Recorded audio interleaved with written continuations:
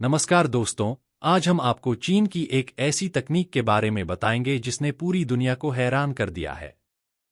चीन, जिसकी भूमि का एक बड़ा हिस्सा रेगिस्तान है, आज अपनी शानदार तकनीक से इन रेगिस्तानों को हरे भरे जंगलों में बदलने का प्रयास कर रहा है।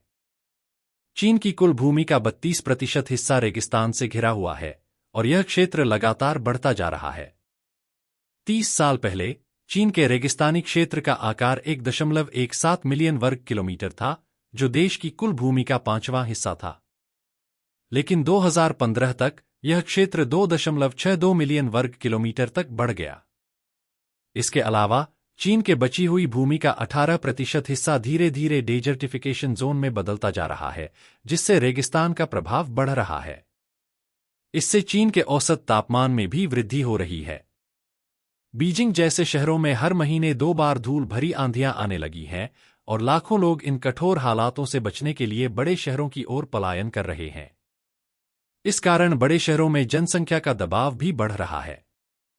रेगिस्तान के फैलने से चीन की कृषि भी बुरी तरह प्रभावित हो रही है, जिससे हर साल चीन को करीब 54 बिलियन युआन यानी लगभग 63,400 करोड़ रुपए का नुकसान हो रहा है।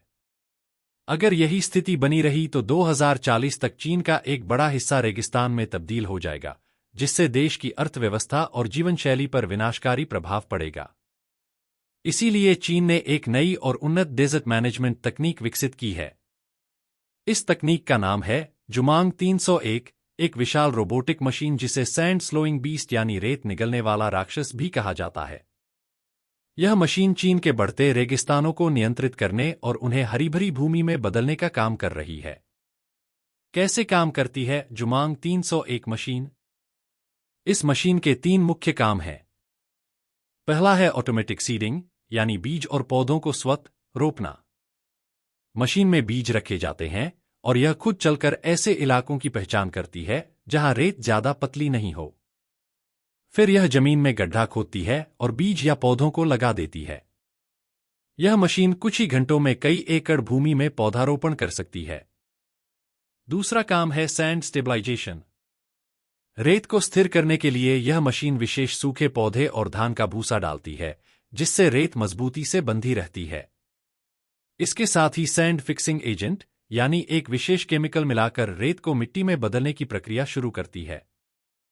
यह प्रक्रिया एक मैनुअल मजदूर से 10 गुना ज्यादा प्रभावी है। मशीन का तीसरा काम है सैंड ग्रिड पेविंग। यह मशीन रेगिस्तान में चौकोर ग्रिड बनाती है, जिससे तेज हवाएं रेत को उड़ाकर नहीं ले जा पाती। सैंड स्टॉर्म्स के कारण रेत उड़कर जहां तहां फैल जाती है और उपजाऊ भूमि को बंजर बना देती है। इन ग्रिड्स से रेत की स्थिरता बनी रहती है और पौधों को भी सुरक्षा मिलती है। अप्रैल 2024 में जुमांग 301 को कुबूकी डेजर्ट में टेस्ट किया गया।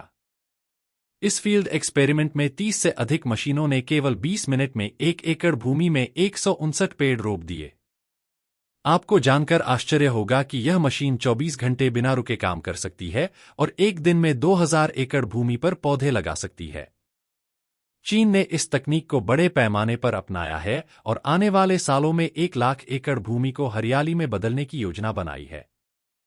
इस तकनीक को देखकर सऊदी अरब और अफ्रीका जैसे देश भी इसे अपनाने की दिशा में विचार कर रहे हैं। चीन के भविष्य के कदम, खेती और पशुपालन। लेकिन सिर्फ पौधारोपण से समस्या का समाधान नहीं हो सकता। चीन ने इन हरे क्षेत्रों में एग्रीकल्चर यानी कृषि को भी बढ़ावा दिया है।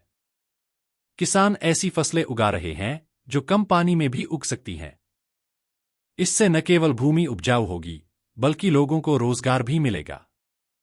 इसके अलावा चीन ने जंगलों में लाखों रैक्स प्रजाति के खरगोश छोड़े हैं, जो इकोसिस्टम में संतुलन बनाए रखने में मदद करते हैं। यह प्रजाति खुद को किसी भी परिस्थिति में ढाल सकती है और गड्ढे बनाकर रेत को बांधने में मदद करती है। दोस्तों, चीन की इस तकनीक ने रेगिस्तान में हरियाली लाने का सपना साकार किया है।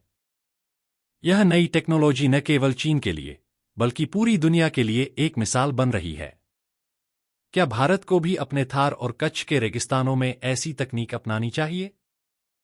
हमें कमेंट में अपनी राय जरूर दें। अगर आपको यह वीडियो पसंद आई हो तो लाइक और शेयर करना न भूलें। और ऐसे ही दिलचस्प वीडियो के लिए हमारे चैनल को सब्सक्राइब करें।